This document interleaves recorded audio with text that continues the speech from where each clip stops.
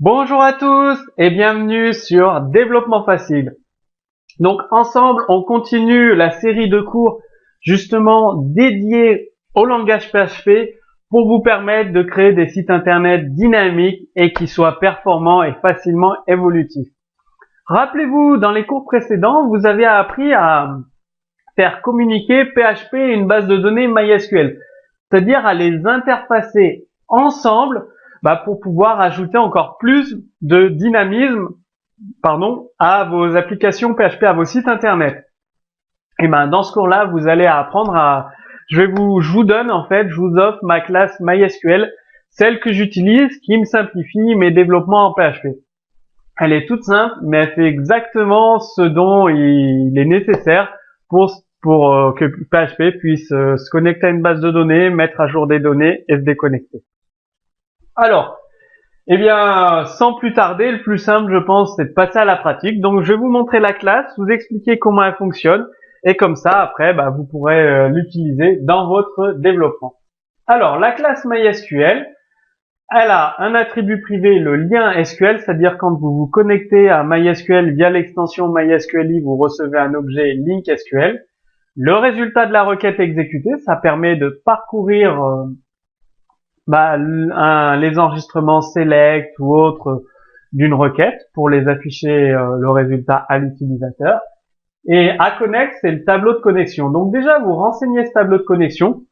Suivant les applications, les sites internet PHP que j'ai développés, il peut arriver que ce tableau, en fait, je le mette à part dans une classe utile, mais qu'il se soit une variable statique de la classe utile. Je vous renvoie au cours sur les variables statiques si vous ne savez pas les utiliser.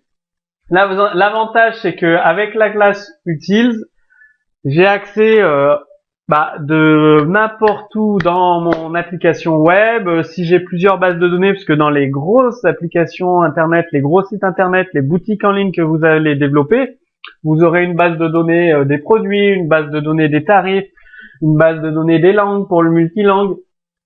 Donc forcément, les informations dans le tableau de connexion vont changer, d'où l'utilité d'avoir une classe utile avec une variable statique qui contient donc les informations de connexion à votre base de données. Donc le serveur, le nom d'utilisateur, le mot de passe et le nom de la base. Donc dès que vous faites un new MySQL, il y a un exemple juste ici. New MySQL, vous êtes automatiquement connecté à la base de données. Donc, après, vous pouvez directement envoyer des requêtes. Donc, ça réutilise les fonctions MySQLi query, MySQLi connect, MySQLi error que vous avez vu dans les cours précédents consacrés à PHP et MySQL lorsqu'ils fonctionnent ensemble. Vous exécutez une requête. Alors, ici, vous avez créé votre objet MySQL. Vous exécutez une requête select, tout simplement.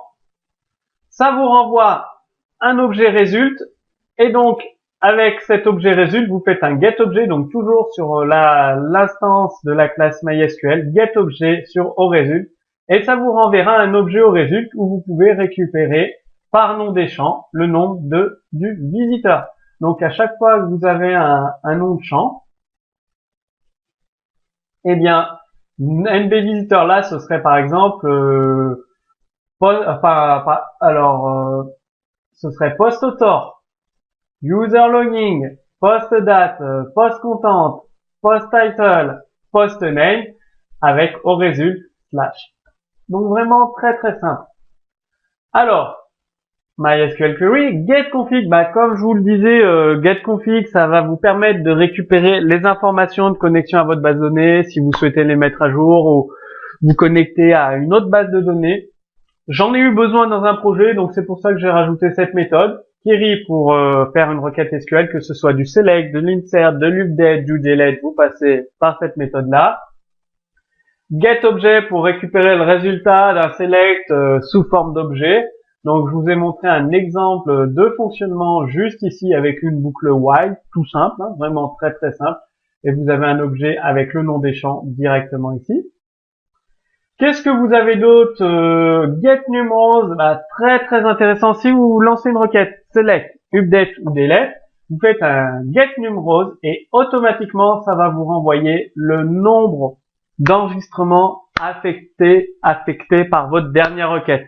Un select, ça vous renvoie à 10 parce que vous avez reçu 10 enregistrements. Un delete, 12 parce que vous avez supprimé 12 enregistrements de la base. Un update, 3 parce que vous auriez mis 3 enregistrements à jour dans la base de données. Last insert ID, c'est dans le cas des fois, même souvent, vous avez un identifiant et après les différents champs dans une table. L'identifiant, il est auto-incrémente, donc il s'incrémente automatiquement. Si vous voulez récupérer cet ID auto-incrémente, vous faites last insert ID et ça va vous renvoyer le dernier ID auto-incrémente quand vous avez fait une requête insert. Très très pratique aussi. Il y a la méthode destruct. Si vous faites un unset, par exemple, vous faites un unset dans notre exemple, sur SQL Connection, eh bien, ça va appeler la méthode destruct directement. On ferme la connexion MySQL. On la ferme, donc on permet de libérer des ressources à notre serveur web. Et s'il y a eu un problème lors de la fermeture, évidemment, on affiche un message d'erreur à l'utilisateur. ToString, c'est dans le cas du debug, ça permet d'avoir la classe MySQL sous forme de chaîne de caractères, d'avoir toutes les informations, ça peut être très pratique.